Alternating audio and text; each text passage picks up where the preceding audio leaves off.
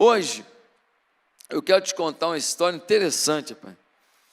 O camarada viu um filme, né? Aí no filme, casal, acabou de casar, aí foram para a lua de mel. Aí chegou lá, o cara foi, pegou a noiva no colo, não é bonito aquilo? Quem já viu um filme assim? Aí ele entra no quarto com a noiva. Aí o camarada, rapaz, me contou que ele falou, pô, vou fazer igualzinho. Ele só esqueceu que a carcaça dele era inferior à do cara do filme e que a carcaça da mulher dele era maior do que a carcaça da mulher do filme.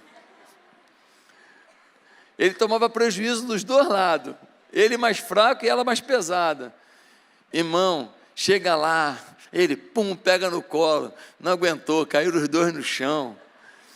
A mulher ficou com a raiva danada, você quer me matar e tal, sabe? Essa situação nos lembra que muitas vezes nós pensamos que temos uma força que não temos.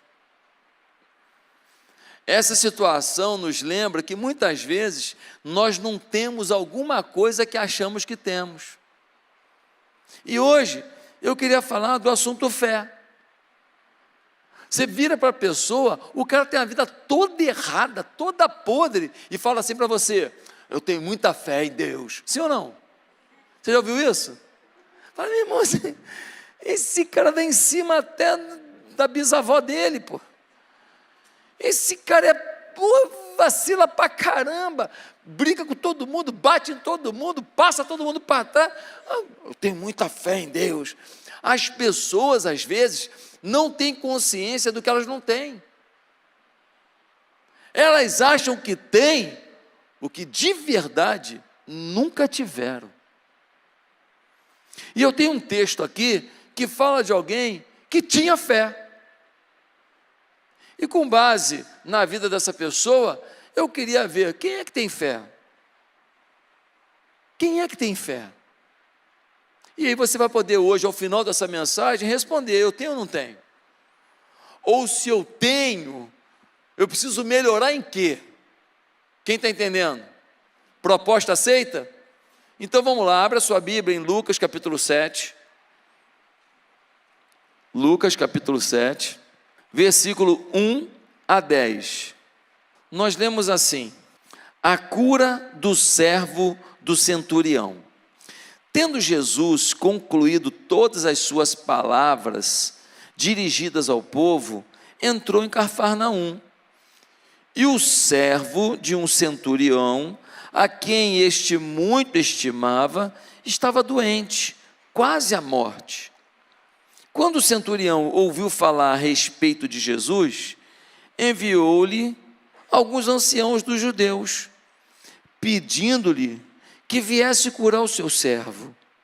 Estes, aproximando-se de Jesus, lhe pediram com insistência: ele merece a sua ajuda, porque é amigo do nosso povo, e ele mesmo construiu a nossa sinagoga. Então Jesus foi com eles. Quando Jesus já estava perto da casa, o centurião enviou-lhe alguns amigos, dizendo: Senhor, não se incomode, porque não sou digno de recebê-lo em minha casa. Por isso, não me julguei digno de ir falar pessoalmente com o Senhor. Porém, diga uma palavra e o meu servo será curado. Porque também eu sou um homem sujeito à autoridade e tenho soldados às minhas ordens, e digo a este, vá, e ele vai, e a outro, venha, e ele vem. E ao meu servo, faça isso, e ele o faz. Ao ouvir essas palavras, Jesus ficou admirado com aquele homem, e voltando-se para o povo que o acompanhava, disse: eu lhes digo que nem mesmo em Israel encontrei fé como essa. E quando os que tinham sido enviados voltaram para casa, encontraram o servo curado. Dá uma olhada nesse texto. Jesus está lá com um grupo de pessoas, e de repente chega até ele alguns anciãos de Cafarnaum, são líderes da sinagoga, são pessoas que têm representatividade, são pessoas que têm relevância naquela comunidade. E eles chegam até Jesus para suplicar, e eles insistem para que Jesus vá até a casa do centurião de Cafarnaum para curar o servo do centurião. Vamos entender uma coisa aqui. O que é um centurião? O Império Romano dominava toda a Palestina na época. Durante esse período de domínio, o que o Império Romano fazia? Colocava destacamentos de 100 soldados em cada vilarejo importante, em cada área comercial importante ao longo do império. Então, um centurião era o líder de 100 soldados. E esses 100 soldados é quem estaria mantendo o controle do Império Romano naquela região, e se precisasse de ajuda, eles mandavam um aviso para que viesse um outro destacamento, o mais próximo possível, para ajudar em alguma rebelião, em alguma situação naquela localidade. Está entendido isso? Então o centurião, ele é o quê? Ele é uma ameaça, ele é um intruso, ele é um dominador, ele é um representante do domínio imperial romano lá na Palestina. Ele é agradável? Não. Ele é uma pessoa que todo mundo fala, mas legal. Não. Ele está ali para garantir que o Império Romano mantenha o seu domínio sobre aquele lugar. Só que o texto diz que esse cara é diferente. Diz que esse homem, ele vem e pede para curar o servo dele, e os anciãos vão lá e falam, por favor, cura o servo dele, porque ele é muito bom. Ele é um cara muito bom. Inclusive, ele que construiu a nossa sinagoga. Essa sinagoga está lá até hoje. Quem for a Israel comigo um dia, em nome de Jesus, você vai entrar nessa sinagoga. Você não vai entrar na que Jesus entrou. Ela está logo abaixo, você já vai ver ali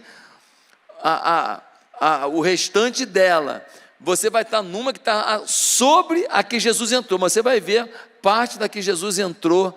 A sinagoga de Cafarnaum, construída por quem? Por esse homem. E aí Jesus fala, tá bom, eu vou lá curar, vamos embora, e ele vai caminhando. Alguém corre e avisa para o centurião, Jesus está vindo para a tua casa, para curar teu servo. Sabe o que ele fez? Ele manda uma pessoa lá, correndo, desesperada, vai até Jesus e fala, Jesus, por favor, eu não sou digno do Senhor pisar na minha casa. Eu sou homem que tenho soldados debaixo da minha autoridade, eu sei o que é autoridade. Se o Senhor disser uma palavra daí, o meu servo é curado. Jesus vira e fala, brincou.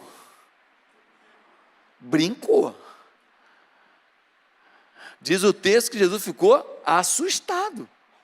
Falou, nem em Israel eu vi uma fé igual a essa. O camarada surpreendeu o Salvador. Tem noção do que é isso?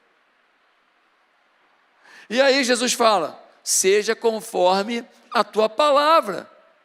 Aí os anciãos que foram pedir a Jesus para curar o servo do centurião, eles voltam até a casa do centurião, e quando chegam lá, quem os recebe na porta, feliz da vida, bem demais, já tinha comido miojo lá, com ovo frito, já estava felizão? O servo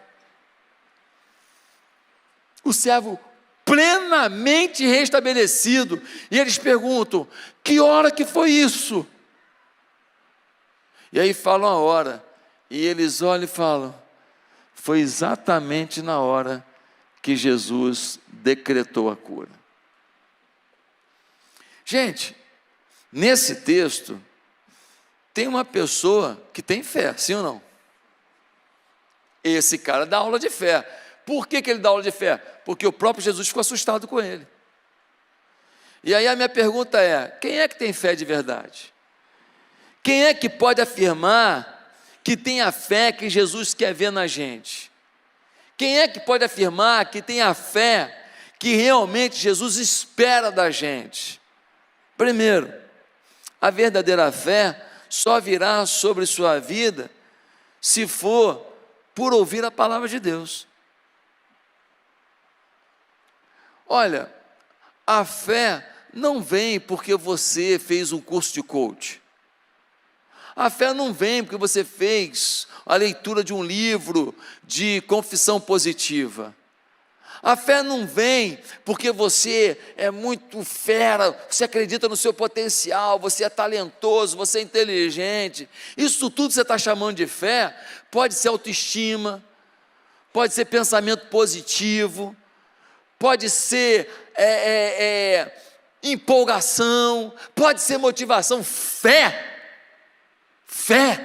espiritual. Tem muita gente que tem empolgação, que tem pensamento positivo, que tem autoestima e acha que isso é fé. Mas olha o texto no versículo 3, diz assim: quando o centurião ouviu falar a respeito de Jesus, enviou-lhe alguns anciãos dos judeus. Por que ele mandou gente lá até Jesus pedir para curar o servo? Porque ele falou assim: como é que é a história dele? Ele é Jesus. O que ele faz? Ele faz milagres. Mas quem ele diz que é? Ele diz que é o Filho de Deus. O centurião ouviu a palavra, ele ouviu o princípio, ele ouviu as recomendações, ele ouviu a revelação, e isso ativou a fé na vida dele. O texto bíblico não desperdiça nada, amigo. Uma palavra no texto bíblico pode significar uma profundidade que você nunca imaginou. Quando fala assim, tendo ele ouvido sobre Jesus, significa ele ouviu a palavra, ele ouviu o ensino, ele ouviu o preceito. Por isso que quem falta a culto por qualquer coisa, quem perde a comunhão da igreja, perde muito, porque o ouvir da palavra alimenta a tua fé. Hoje eu vou assistir o culto aqui na internet, de cueca. Comer um salaminho, e o bobalhão do pastor Josué pregando. Vai na cozinha, salaminho, e a mensagem lá, mas estou ouvindo, salaminho, Coca-Cola, tudo de cueca, sem camisa.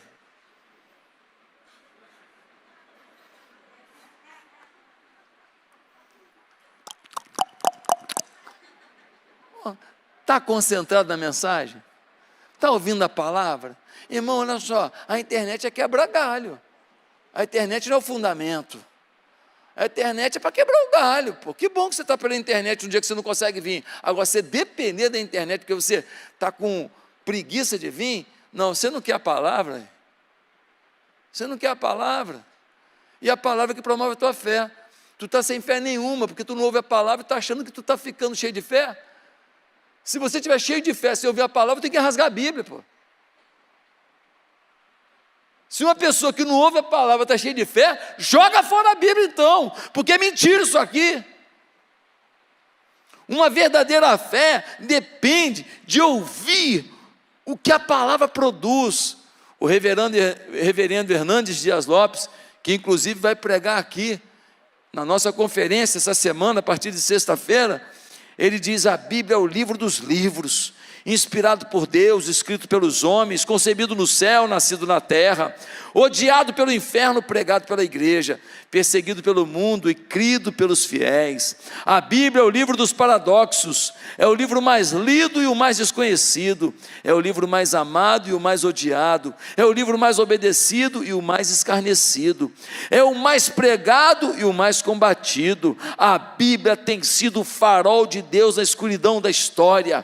Ela ela é o fanal que orienta o nauta, ela é o mapa que norteia o caminhante. A Bíblia é o coração de Deus aberto, é o braço de Deus estendido, é a vontade de Deus declarada.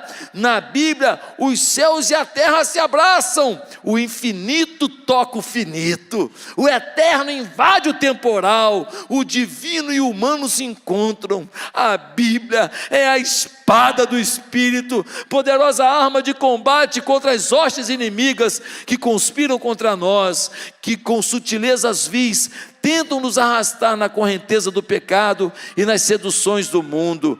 A Bíblia é o bisturi de Deus, que corta e amputa os tumores infectos da alma e cirurgia os abscessos do coração. Que poesia, né? É forte, sim ou não? Hernandes Dias Lopes vai estar aqui na conferência, não vai perder a conferência, né? Sexta-noite e sábado o dia inteiro. Muitos têm fé baseada na cultura.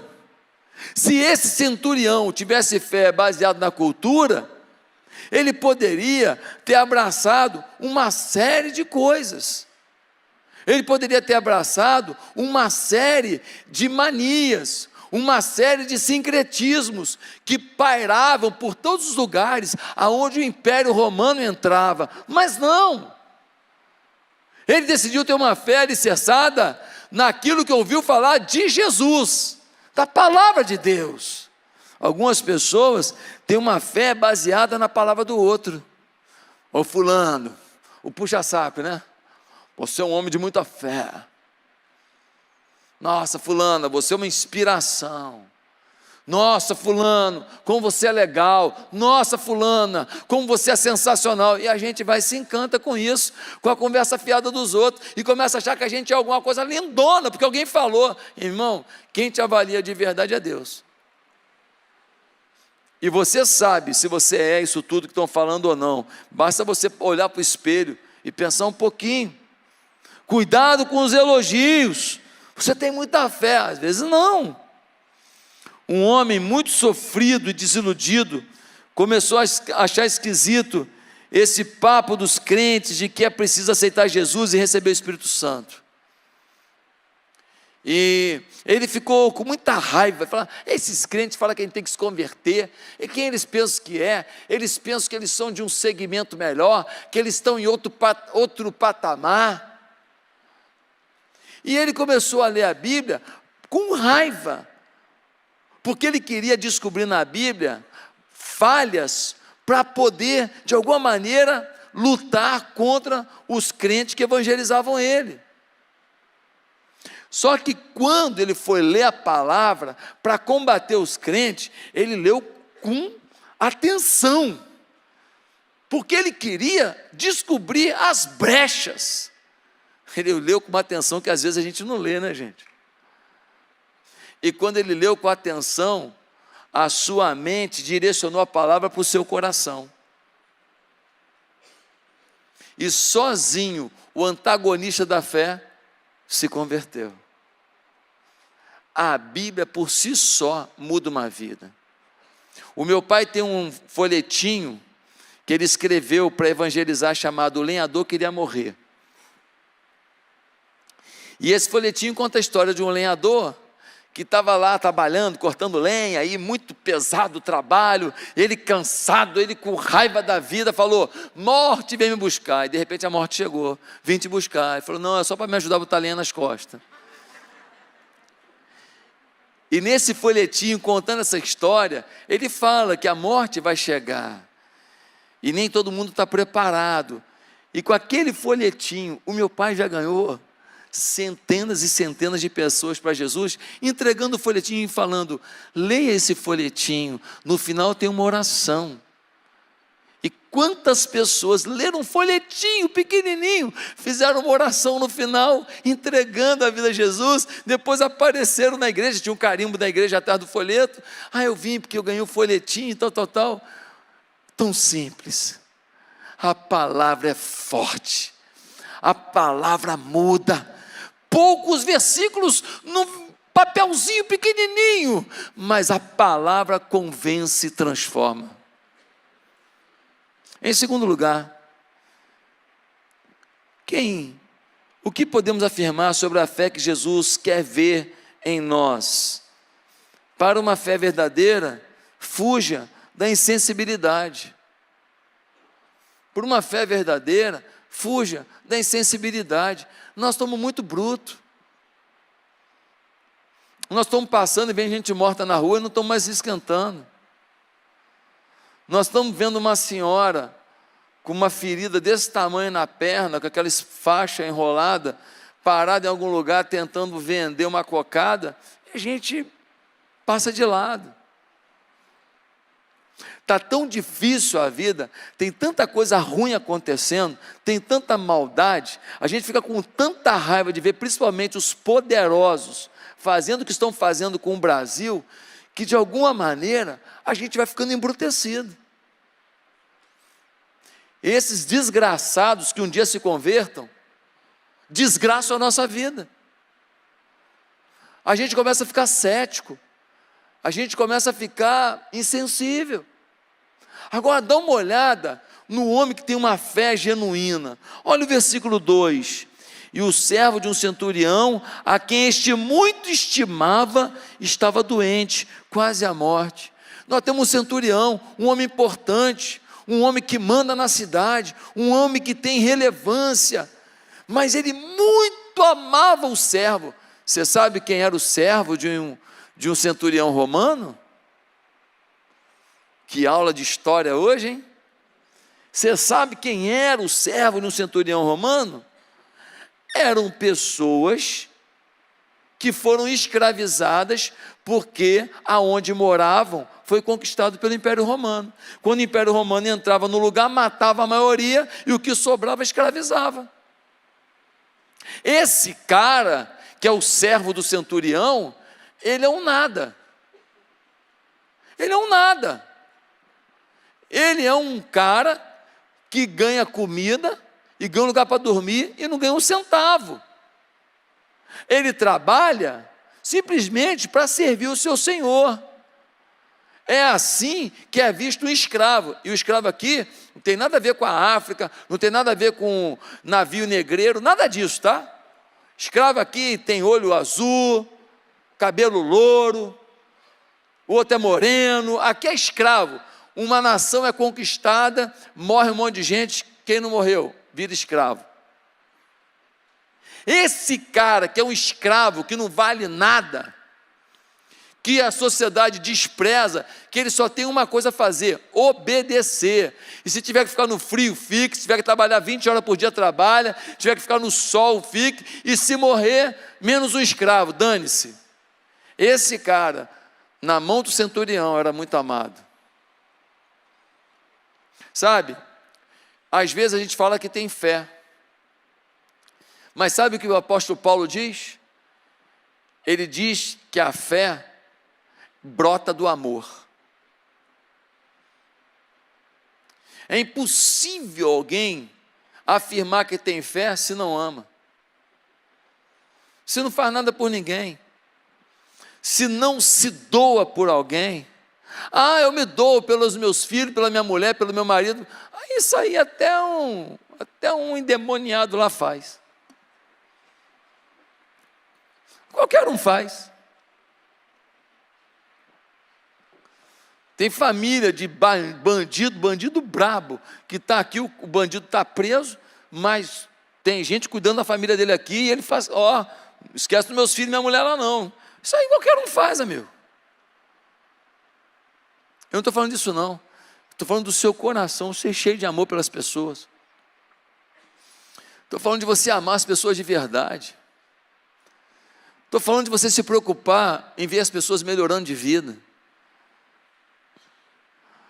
Pastor, eu não treino muito os meus funcionários não, porque se eu treinar eles vão ficar bons, eles vão para o mercado. Larga de ser idiota, larga de ser burro.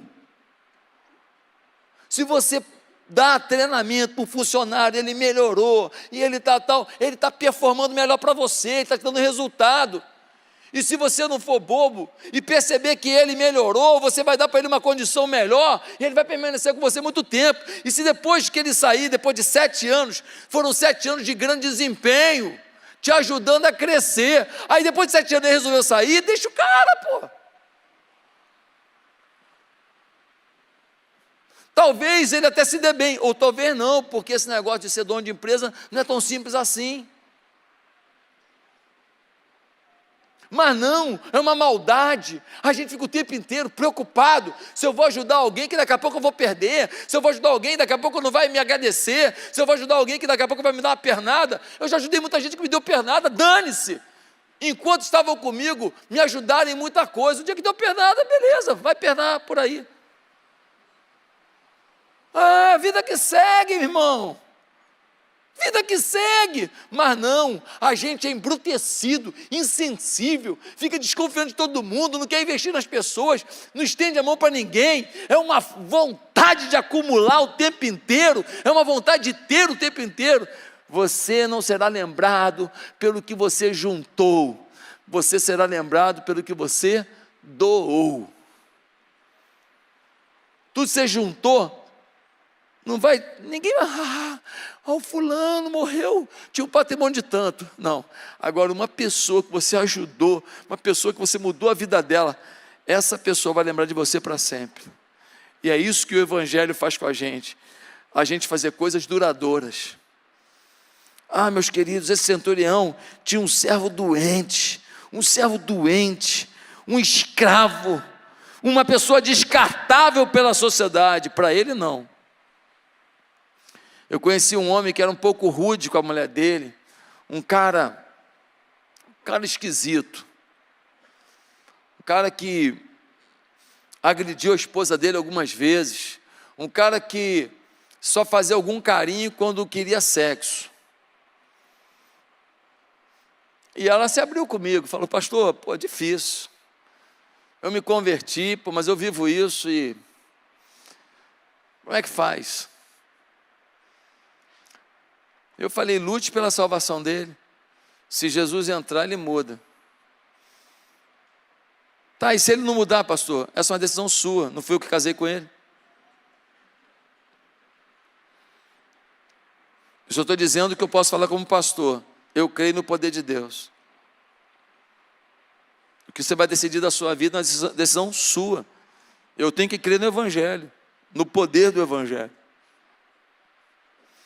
Aquela mulher começou a investir naquele homem, intercedia por ele, começou a melhorar certas coisas na casa, sabe? Algumas coisas que ele ficava muito irritado, ela começou a evitar, fazendo a parte dela, evitando tal. E finalmente aquele homem se converteu. E o que foi muito legal foi que aquele homem, junto com ela, começaram a dar testemunho nos encontros de casais. E eles davam testemunhos, inclusive, no encontro de casais lá de Ipatinga, onde eu fui pastor. E aquilo que foi uma dor na vida deles se tornou um instrumento de cura na vida de muitos casais que enfrentavam os mesmos problemas. Gente, o Evangelho muda qualquer pessoa. Se você quer uma fé genuína, peça amor, peça sensibilidade, porque não existe fé em alguém insensível. Terceiro lugar, qual é a fé que Jesus quer ver na gente? O que podemos afirmar sobre isso? A fé verdadeira é evidenciada em atos compatíveis com a fé. A fé verdadeira, ela é compatível com atos de fé. Uma fé verdadeira, ela tem atitudes que comprovam ser verdadeira. Pastor, não estou entendendo nada, vamos explicar melhor?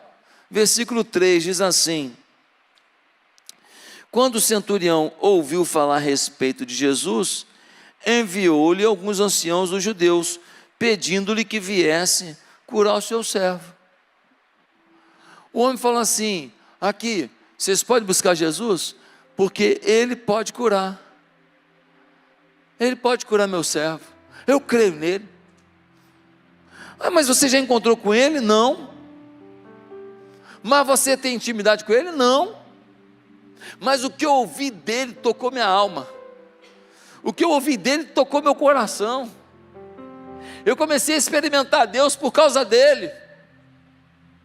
Deixa eu te falar, eu era um homem insensível, rude, eu era um homem difícil, um centurião, mata muita gente. Eu já cortei na espada centenas de pessoas.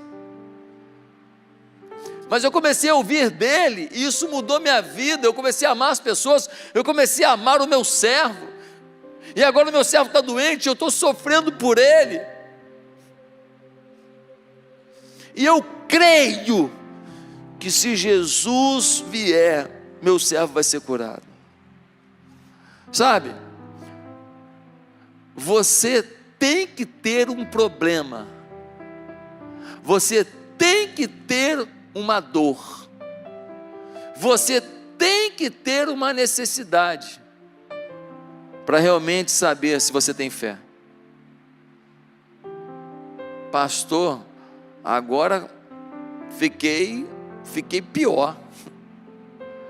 Irmão, como que você vai evidenciar fé se a sua vida tiver um paraíso, tiver um parque de diversões, tiver uma comida maravilhosa, uma bebida maravilhosa, um lugar maravilhoso, temperatura maravilhosa, tudo maravilhoso? Não, a fé é na luta da vida, na dor da vida, na necessidade da vida. É nessa hora que Deus fala para mim: opa, agora eu quero ver se tem fé mesmo.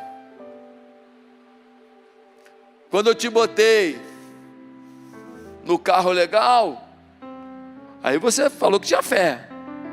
Quando eu te botei na mesa, comida boa, você falou que tinha fé.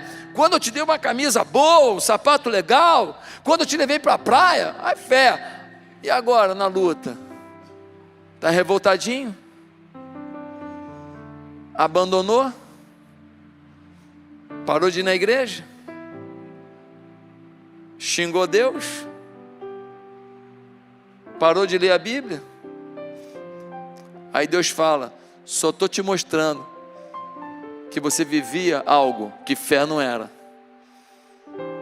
É na tua dor que eu ativo em você a tua fé, a tua crença e o teu milagre. Nossas dores, não devemos nos acomodar com elas e falar: não, dor, que bom, ela me ajuda na minha fé. O Cacilda, se você se acomoda com a tua dor, você não precisa de fé, fica com ela. A fé é justamente para dizer: eu posso virar isso, eu posso mudar isso, eu posso viver algo a mais, eu posso experimentar o sobrenatural, eu posso ver o algo inédito, eu posso, porque o meu Deus pode. Ah, mas a tua filha casou com o traficante, ficou maluca, doidona, drogada, prostituída, tua filha foi para o quinto dos infernos. É, mas eu conheço um Deus que tira de lá e bota no altar e bota para testemunhar e bota para adorar. Tua fé não pode ser abalada porque está ruim há muito tempo. Tua fé não pode ser abalada porque está estragada há muito tempo. Tua fé não pode depender de circunstância, porque essa é a fé que Deus quer ver em você. Busca Ele lá. Ele cura o meu funcionário. Para piorar, quando Jesus está chegando, o homem vai lá e fala assim: ei, Jesus, quem sou eu para o senhor vir na minha casa? Vem não, se o senhor falar daí, meu servo já será curado. É muita fé. Fé verdadeira é quem ativa a fé. Fé verdadeira é quem tem atos de fé. Fé verdadeira é de quem pratica a fé. E às vezes, praticar a fé é risco. É tentar uma coisa que você não sabe se vai dar certo. É tentar alguma coisa que você não sabe se vai ser completo.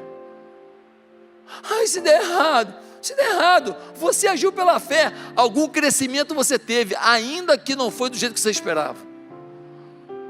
Mas o aprendizado de fé, dessa vez que você tentou, vai ser muito importante para a nova etapa que você vai viver. Ah, pastor, o senhor anunciou 1000 batismos na praia, e se só batizar 800? Tá ruim? 800 batismos de uma vez só? Vai se lascar! Irmão, nunca batizamos 800 de uma vez só. Mas eu creio nos 1000. Eu creio nos 1000. Eu creio que nós vamos batizar os 1000. Os 1000. Agora você fica preocupado. Ai, se não batizar 1000, pastor Josué não teve fé. Ah, vai se lascar, rapaz. Ai, cuidar da tua fé. Está preocupado com a minha? A igreja batiza 800, 900, aí não batizou 1000. A fé não foi suficiente. Irmão, fizemos o inédito. Nunca fizemos isso. Sabe por que você às vezes não vive o inédito? Porque você quer viver só o ultra, irmão. Pensando no ultra. Tente, que no mínimo você já vai ter alguma coisa melhor que você tem hoje. Tente, vai para alguma coisa melhor. Teu casamento, eu quero, eu e ela, Romeu e Julieta. Cuidado, Romeu e Julieta no final morreram.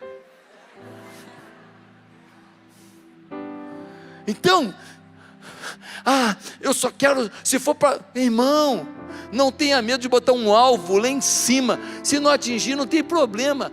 Já atingiu alguma coisa melhor do que você tem, porque a tua fé vai te levar para um outro patamar financeiro, familiar, espiritual. Em último lugar, o que podemos afirmar sobre a fé que Jesus quer ver em nós? A fé verdadeira só se encontra em gente quebrantada. Eu sou cheio de fé, arrogante. Eu sou cheio de fé, não ouve ninguém. Eu sou cheio de fé, grita com todo mundo. Eu sou cheio de fé, não ouve conselho. Eu sou cheio de fé, não aceita uma opinião. Eu sou cheio de fé, não ouve ninguém lá na empresa. Irmão, versículo 6, nós lemos: então Jesus foi com eles. Quando Jesus estava perto da casa, o centurião enviou-lhes os amigos, dizendo: Senhor, não se incomode, porque não sou digno de recebê-lo em minha casa. Olha o coração desse homem. Quem aqui diria para Jesus: não venha na minha casa? Se Jesus fala: Josué, estou indo na tua casa, Bianca, prepara o pão de queijo.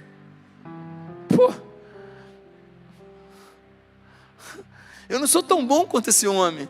Eu ia querer Jesus lá. Mas esse homem tinha uma noção sobre a sua pequenez diante de Jesus que me incomoda. Porque ele diz: olha, como é que eu vou ficar debaixo do mesmo teto do Salvador?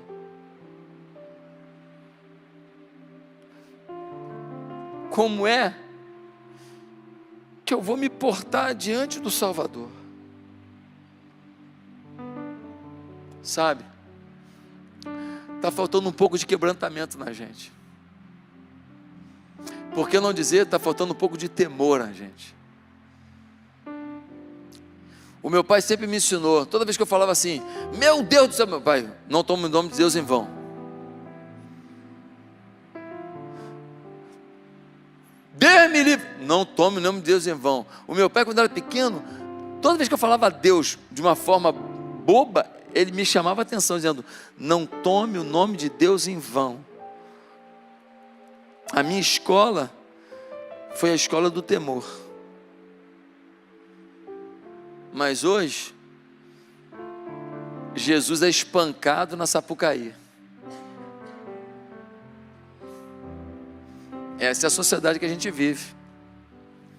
E é por isso que os casamentos acabam, é por isso que a falência toma tudo, é por isso que os ladrões são reeleitos, e é por isso que a bandidagem toma conta, e é por isso que saindo daqui para nossa casa, a gente tem que ficar no sinal olhando para um lado e para o outro, porque não sabe se vai vir 2 caras de moto e acabar com tudo. Falta temor. Como está a tua vida? A conclusão agora é sua. Como está a sua vida? Qual é a fé que você tem? É uma fé de uma pessoa quebrantada? É uma fé de uma pessoa sensível ao outro? É uma fé que pratica? É uma fé de atitude? Qual é a tua fé? Só você pode responder, mas a minha oração é que você possa responder hoje: pastor, eu não passei com 10 nessa prova não, mas eu estou consciente que preciso melhorar minha nota, e eu quero viver uma vida de uma fé autêntica, de uma fé como a desse centurião. Eu quero uma fé que mude a minha história. Sabe, tem um monte de gente que depende da tua fé para eles terem. Tem um monte de gente que só vai ter fé se vem você. Tem um monte de gente que, se você fracassar, queira você ou não, eles vão fracassar junto. Nós inspiramos pessoas. Nós somos exemplos para as pessoas. Queira você ou não, o porteiro do prédio, a empregada da sua casa, uma colega de trabalho, a mulher que vende bala na porta do seu prédio, irmão, você inspira alguém. Se você for cheio de fé, vai derramar fé sobre alguém. E aí, você foi abençoado por esse vídeo? Pois é, quem procura acha, diz a palavra de Deus. E nós temos muitos outros conteúdos no meu canal que podem abençoar a sua vida. Talvez você vai estar lavando uma louça e ouvindo, talvez vai estar dirigindo o seu carro e ouvindo. Quem sabe vai parar com sua família para vocês terem um momento de ouvir e depois de compartilhar o conteúdo de uma mensagem que Deus me deu. Eu queria tanto participar mais da sua vida. Se inscreva no meu canal agora, acompanhe os outros vídeos, se inscreva para receber o Bom Dia com Oração, que é uma meditação diária que eu faço. Dessa maneira, sem sombra de dúvida, você terá muito mais recursos para a sua vitória. Meu papel? Somar com isso. Que Deus me dê essa oportunidade. Você pode me dar também essa oportunidade? Que Deus nos abençoe juntos. Fique com Deus.